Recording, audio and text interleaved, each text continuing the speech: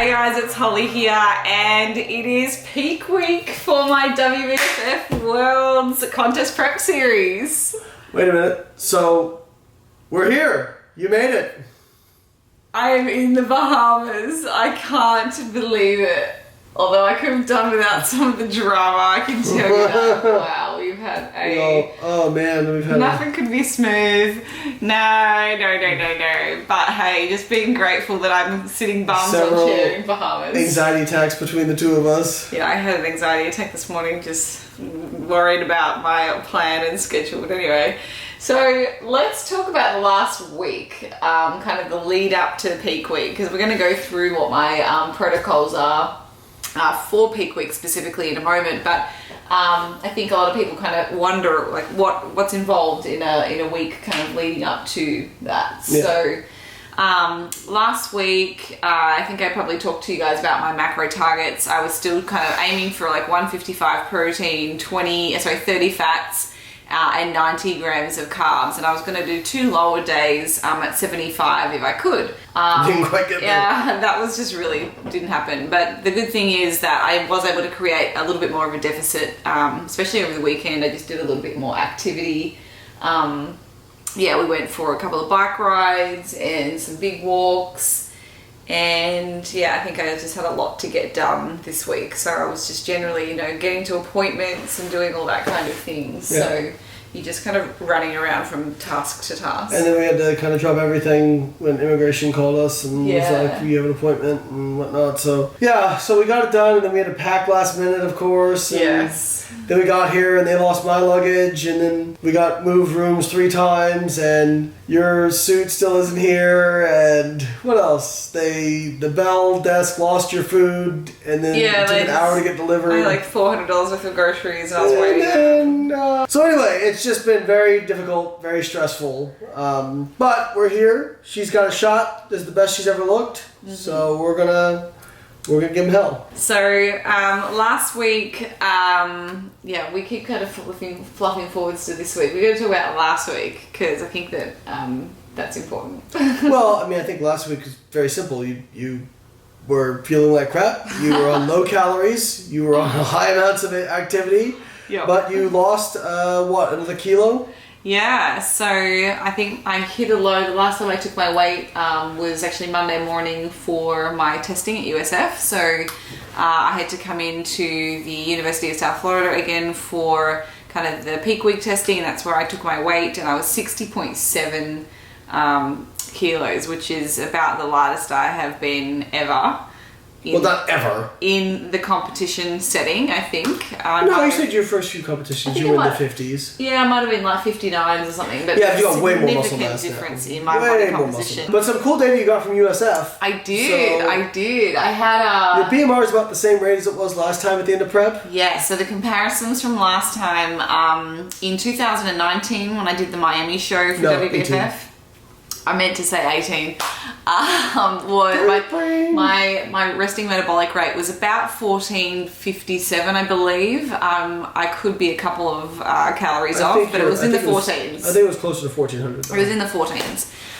This time around, I jumped on the table, using the same machine, same calibration, same testing, same tester, which was James Longstrom and Dr. Bill Campbell.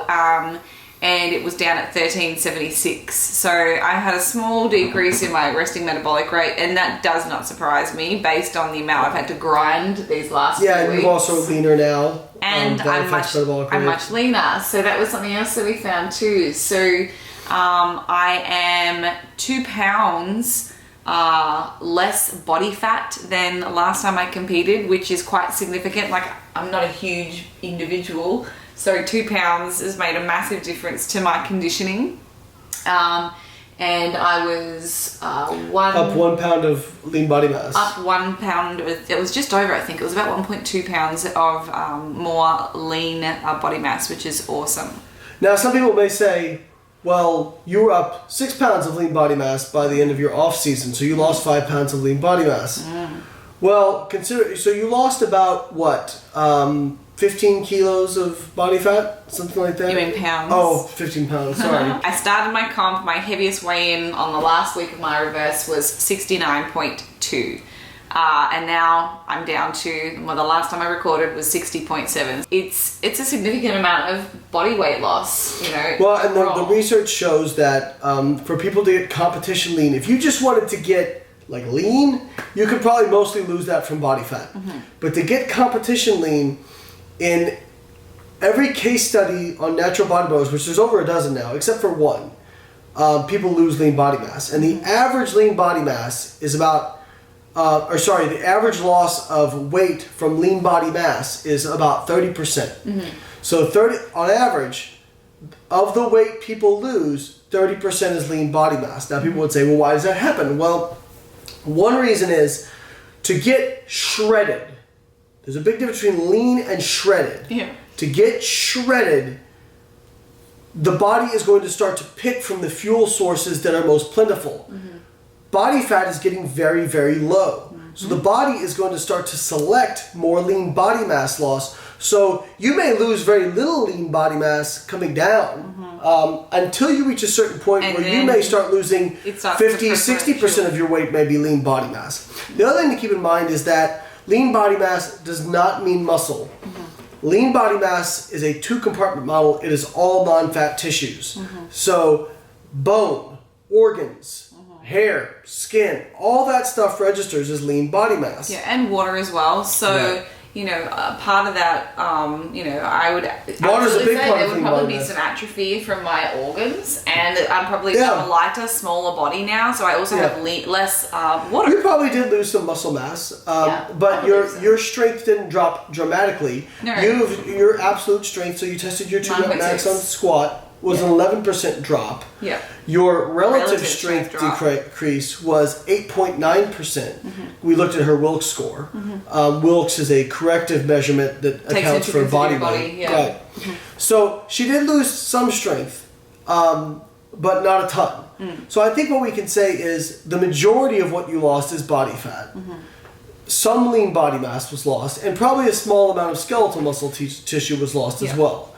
But again, to get to this level of leanness, you're not going to retain all your muscle as a natural athlete. And to be honest, I think that there's going to be an obligatory amount of lean body mass loss. I think that it's inevitable. So, and that, you know, probably even more so for like a competitive bodybuilder or a physique athlete who are even striving for more. So I'm at the level of fitness for a female. And for a male that is pushing those, you know, you're pushing your body's limitations.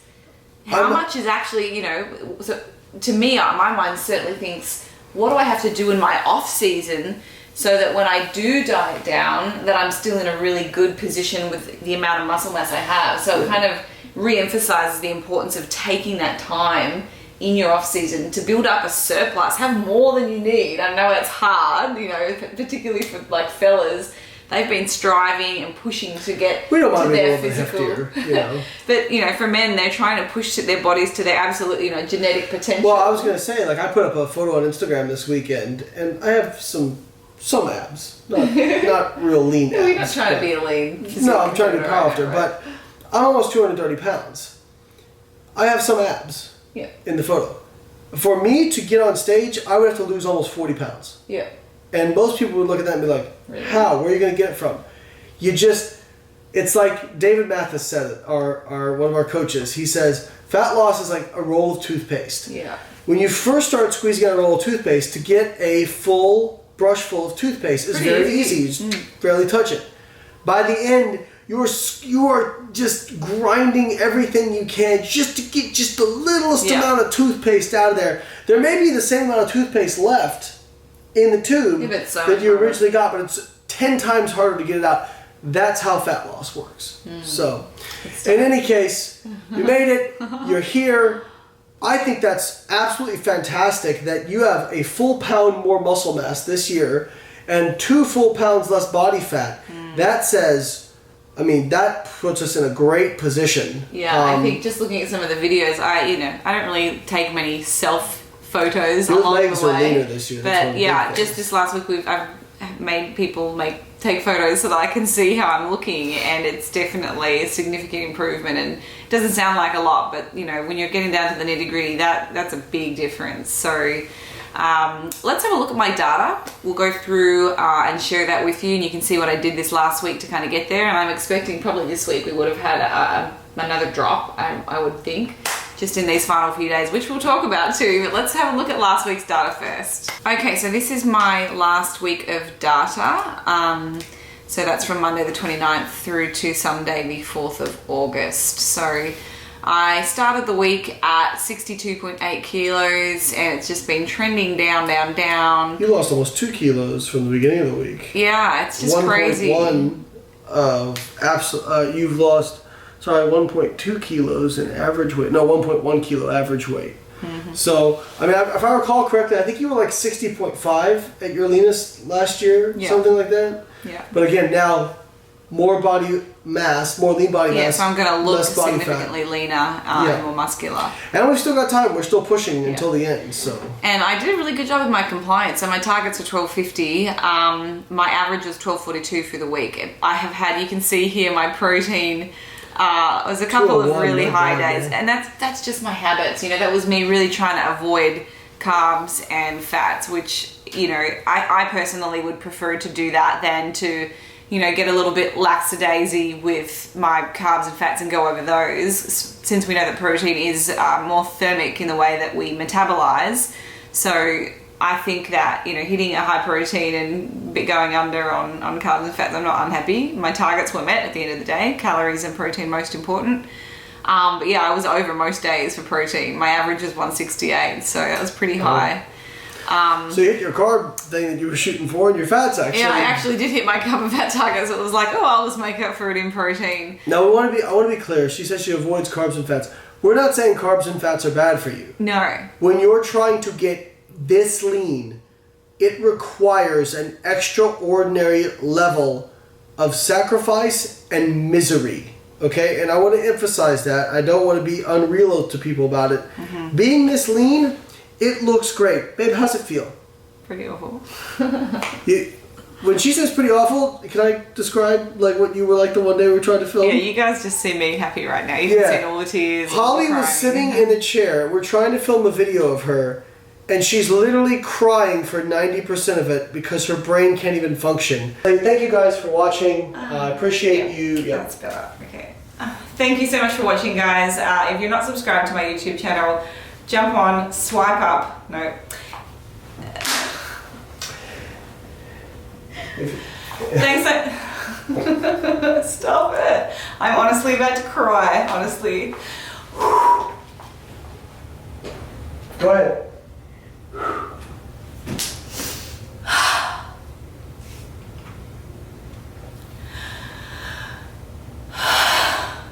You're almost done, babe. Thank you guys for watching. It's okay.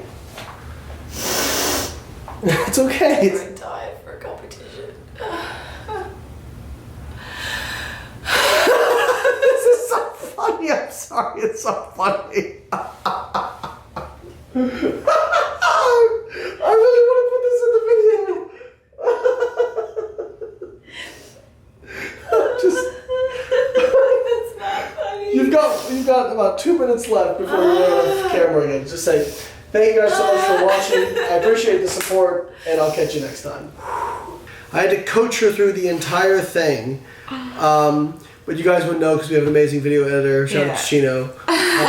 Thanks, and Chino. I'm a great coach, you know.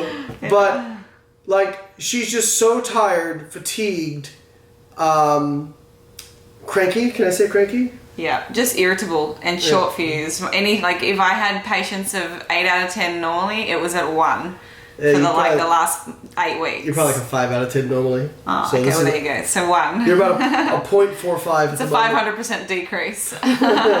So that's my data for this week. I've done really well, and my weight dropped. We can see here last week my average weigh-in was 63, and now I'm down to 61.9 as a weekly average, and that will continue to drop when I show you this week's peak week strategy. I think what we're going to do is we are going to continue to push to the end. We know normally I like to front load people. Yeah. And we describe that in the complete contest prep guide. We do. You guys can get links in the description. Yes.